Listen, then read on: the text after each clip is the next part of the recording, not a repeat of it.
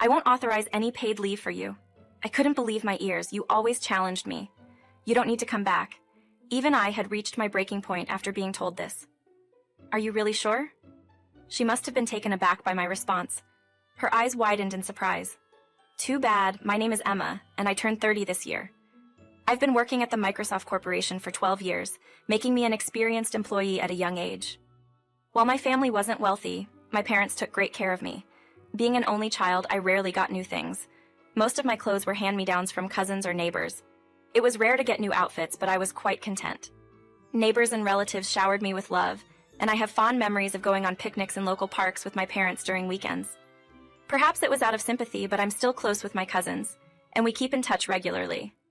Growing up surrounded by love, when I was in 13th grade, I served as the student council president and had excellent grades. My class teacher suggested I pursue further studies, but despite being offered a scholarship to college based on my grades, I declined. I'm not interested in going to college. I want to work as a public servant, I said. My parents tried to persuade me otherwise, but considering the costs of living alone, I went against their wishes and became a public servant. I just wanted to relieve my parents of any burden as soon as possible. But then, my father was diagnosed with a severe illness and passed away before I could repay his kindness. I decided to take care of my mother in place of my father, continuing to live with her in the hustle and bustle of daily life. Time flew as I experienced various facets of working life. By the time 5 years had passed, I had become a respected figure in the office, leading a comfortable life. I was given the responsibility of training newcomers and occasionally acting on behalf of my boss. Moreover, the bonuses were good, allowing me to give about $900 monthly to my parents. In my personal life, I enjoyed trips with friends, colleagues, and my boyfriend. One day, our manager was transferred and replaced by a new one. This new female manager was said to be the president's daughter. Rumor had it she had been loafing around relying on her father's wealth. Unable to stand by and watch, the president decided to put her in a responsible position to teach her some life lessons. Only the president and I knew this. Just because she was the president's daughter, many in the company who knew she was hired due to her background and had little real-world experience didn't think highly of her. The work environment started getting tense and the atmosphere was increasingly stifling. To think the trouble would eventually come my way, it happened when I made her a cup of hot coffee upon her request. "What's this? Are you trying to annoy me?" She glared at me and threw the hot coffee in my direction. "Ouch, what are you doing?" Unable to avoid it, I felt the sting. I cradled my right arm, which had been splashed with coffee, and shot her a glare. "How is this according to my instructions?" I demanded. I said I wanted it warm with extra milk and sugar. I made it warm with 2 glasses of milk and 2 scoops of sugar. "It's too hot, and it's common sense to use 4 glasses of milk and 3 scoops of sugar," she retorted. Once again, she acted as if her own common sense was the world's common sense and imposed her values on others. "I'm sorry. I'll make you another one right away. This is why I don't like high school grads. I heard from my father that you're competent and trusted by everyone. I have much to learn. It's only because of the support of everyone here that I seem competent." As she continued with her snide remarks, the pain in my burned arm intensified. My mind was preoccupied with resisting the urge to escape and cool my burnt arm as soon as possible. "I was looking forward to meeting you after my father spoke so highly of you. But what a disappointment. I wonder how you won him over." Upon hearing her harsh words, a nearby employee tried to step in and help, but I signaled that I was okay, trying not to draw attention from her. Employees who had been targeted by her so far were mentally driven into a corner and forced to resign voluntarily. This time, it seemed that I had become the target of her harassment. As I pondered how to resolve the situation, she forcibly grabbed my burned arm and squeezed the affected area tightly. "You've got the guts to ignore me. Don't think you'll get away with this," she sneered. Grimacing in pain, I satisfied her reaction as she released my arm and ordered me to make coffee again. Excusing myself, I hurried to the pantry to cool the affected area. It was frustrating.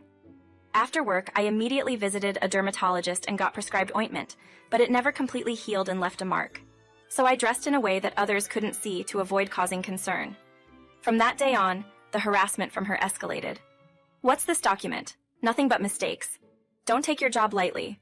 "What exactly is wrong with the document?" I asked, trying to gauge her mood. She threw it at me. "There's no way there could be mistakes in this practice document I did, and yet to be pointed out like this with a red pen. It's unpleasant." I sighed at the immature behavior of such a grown adult. "To be frank, this document clearly needs to be redone due to its inadequacies. You came into this department without understanding anything. I would appreciate it if you could accept the mistakes honestly and acquire knowledge appropriate for a manager as a trainer." I've been delegating tasks to her, drawing on my experience with new employees. However, nothing seems to resonate with her lump of pride. Don't talk back. You guys should just do everything. I'm the manager, so I don't have to do this kind of stuff. That's not how it works. Besides, this is what the president personally told us. You're desperate to be liked by my father, huh? Weren't you from a fatherless family? I was a little surprised when she suddenly brought up the topic of my family. Furthermore, I had never talked about this with her before. To be precise, you have only your mother now, right? Despite working so hard in a poor family, your father wasn't rewarded and fell ill. We're at work now. Let's stop discussing irrelevant topics. I just thought of having a little interaction. What a boring woman. I couldn't hide my irritation when she made fun of my parents. You're getting angry, huh? That's hilarious. My parents are very wonderful and respectable people.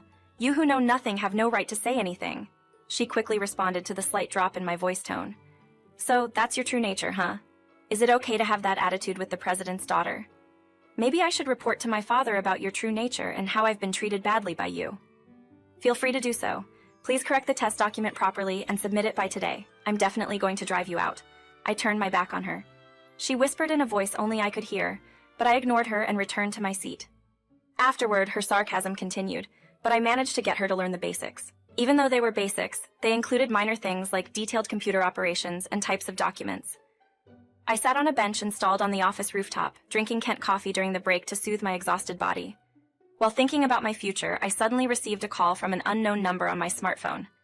Hello, is this Emma? This is Wellness Hospital. Your mother was urgently transported here, but she's in critical condition. Can you come right away? My mind went blank and I couldn't remember much afterward. I left an early leave notice on her desk first and caught a taxi to the hospital. Upon arriving at the hospital and explaining the situation at the reception, a nurse guided me to where my mother was. Mom, this can't be true. There lay my mother with a beautiful and gentle expression, asleep. According to the doctor, my mother had collapsed at her workplace. By the time she arrived at the hospital, they were in a state of believing in miracles. Indeed, my mother's heart wasn't strong in the past, yet the symptoms were stable, and there were no issues during regular checkups. But the mental strain since my father passed away might have affected her, perhaps for a time. I wept, embracing my mother tightly upon returning home after the funeral date had been set. In the midst of my grief, I called my female manager to request my first ever paid leave, expressing apologies for leaving early that day and causing inconvenience. I explained that my mother had just passed away and asked for about a week off to attend the funeral and manage other related matters. To my surprise, the manager, upon learning the reason for my early departure, responded with a cold and harsh tone, stating that she wouldn't approve any paid leave. Shocked, I reminded her of my 10 years of dedicated service to the company and emphasized that I had never taken a single day of paid leave before. Despite my contributions, she adamantly refused my request, challenging me to not come back. Feeling pushed to my breaking point, I decided to take her up on the offer and unilaterally ended the call. The funeral proceeded smoothly, but I kept myself busy with various tasks and sending out thank you notes to distract from the grief. Despite the manager's attempts to reach out, I ignored every call. 2 weeks later, I received a call from the president and made my way to the office. On my path to the president's office, 2 coworkers consoled me, providing a momentary sense of relief. Upon reaching the president's office and requesting permission, I entered and candidly laid out the mistreatment I and other employees had endured from the manager, not sparing any details. The president, despite being the manager's parent, listened attentively and apologized for his daughter's actions. He acknowledged that spoiling her had led to this outcome. In response, I assured him that I understood, sharing my own experiences as a child. The president admitted that his daughter's absence from the department had caused chaos, with the entire team staging a group protest recently. I was oblivious to the extent of the situation. So what's your plan to address this? I inquired. The president's demeanor shifted briefly to sadness, but he quickly reverted to the person I knew.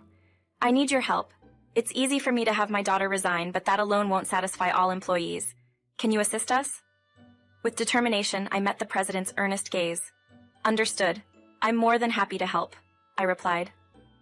Consequently, sanctions were imposed against her. How long do you intend to take time off? The exasperated female manager finally reached out. Wasn't it you who told me not to come in? I responded. It's strange. I'm just following your orders. Unimpressed, she retorted. Don't give me that. We're in chaos here. Get to the office now. Reluctantly, I changed into my work clothes and headed to the office. However, to my surprise, not a single employee was present. The office was eerily quiet, resembling a weekend rather than a weekday. Perplexed, I muttered to myself about the unusual atmosphere when I heard a woman yelling and the sound of something being thrown from my department. Cautiously peeking inside, I witnessed her causing a ruckus. "What's going on?" I called out. She swiftly turned, blaming me. "It's all your fault. Ever since you stopped coming, everyone else followed suit. Now I can't get in touch with anyone. How will you make up for this?" Trying to reason, I told her to stop shifting the blame. She let me go, pushing me away, and in frustration exclaimed, "Even my father won't help. What's going on? How long has it been since everyone stopped coming?" She explained the chaos of the past half day, handling calls and feeling lost. Her disheveled appearance, with unkempt hair and chipped nail polish she refused to remove, revealed her pitiable state. Noticing phrases on her jacket, I couldn't help but laugh, stating, "Serves you right. What did you expect? No one follows someone who just wields power without real skills." Angrily, she approached, face turning red, and demanded, "Say that one more time. You really want to be banned from the company?" Calmly, I replied, "I'd like to stay if you resign." Threateningly, she declared, "Well then, you're fired. I'll be taking over this company." With a smile, I responded, "What a pity for you. Too bad. Thank you very much for the short time." Her surprised expression revealed that my reaction was unexpected. "You do realize you're fired, right?" she said, to which I simply nodded. "Certainly, now it's time for me to gather my belongings." Navigating through the scattered papers on the floor, I carefully approached my desk. Once there, I began emptying the drawers. "Wait, are you really quitting?" she asked. I tilted my head and inquired, "Why?" She seemed desperate, urging me to at least finish today's work. "Do you know that it's illegal to reject a properly justified paid leave request without a valid reason?" I stated matter-of-factly. "It's a violation of labor laws mandated by law." Her face turned ashen, clearly in turmoil. Undeterred, I continued, "We're all human. I understand there are compatibility issues, but that doesn't mean you should drive people into a corner. You're unfit to be a manager. Makes me wonder what your folks are like." "Who the hell do you think you are, insulting my parents like that?" she retorted angrily. "You're not getting off easy." I calmly responded, "Well, you insulted my parents too, so you're not getting off easy either. Our worlds are entirely different. Don't lump me with you. You're really despicable." I reminded her of the words she used to drive others away. That's right. They treated me like I was worthless, so I drove them into a corner as far as I could. Felt so refreshing when they were gone, I sighed deeply, shifting my gaze to the corridor. Curious, she followed my gaze and muttered, "Father, why are you here?" The president entered the department, walking directly to her. There's been a misunderstanding," she began, but the president interrupted. "No need for explanations. I've got evidence of your deeds." She attempted to justify herself, claiming they envied her for her skills and set her up. The president lashed out, "You idiot. Because you're so incompetent, our performance plummeted and caused losses to the company. I made you a manager thinking the competent employees would reform you. But under your lead, our performance worsened." Desperate, she pleaded, "I promise I'll meet your expectations this time." The president sternly responded, "No, if I didn't give you a position, you'd have run away. This time for sure I'll transfer you to the countryside to reform you from the ground up. Please have mercy." Defeated, she lay on her back, crying and laughing hysterically. With a bright and cheerful voice, I chirped, "Too bad." Later that day, when no one was around, I conveyed those words to her. The following day, the former female manager left the company. As the employees joyfully returned to work after a day off declared by the president, the departure of the former manager heralded the restoration of peaceful days and brought smiles back to the faces of the employees. Meanwhile, the former female manager embarked on a journey to rebuild in a rural town, devoid of conveniences or entertainment. There, her family's influence held no sway, and she received strict guidance from her colleagues. Over time, as days passed, a transformation unfolded. She began to change, adopting a respectful demeanor and becoming open to feedback from others. To everyone's surprise, the president reported that she reached out with an apology call. Initially, I listened to her, but as the call concluded, she pleaded for a chance to return, claiming to have reflected enough. Naturally, my response was a firm no. I chose to ignore further calls and blocked her number. The president personally contacted those who had resigned due to her, inviting them back. Consequently, the company's performance not only recovered quickly, but surpassed its previous state. As for me, I found myself in the manager's seat that had become vacant after her departure. The president's personal appointment brought joy not only to me, but also to everyone in the department.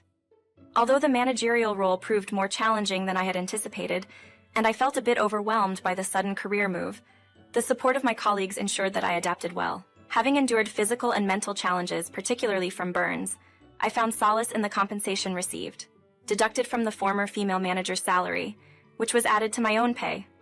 Thanks to this, my life has become comfortable. Recently, my boyfriend of 2 years proposed to me, and I am over the moon. We are expecting a child next year, and both of us are excited.